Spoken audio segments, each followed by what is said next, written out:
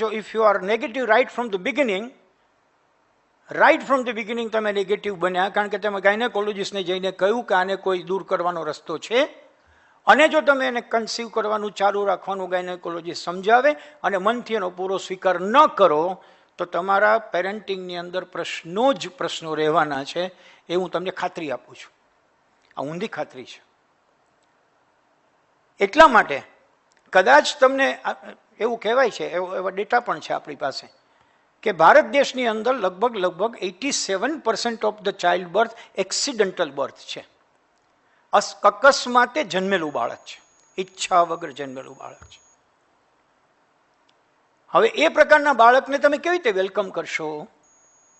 અને જો વેલકમ નહીં કરી શકો તો તેનું પેરેન્ટિંગ કેમ કરી શકશો?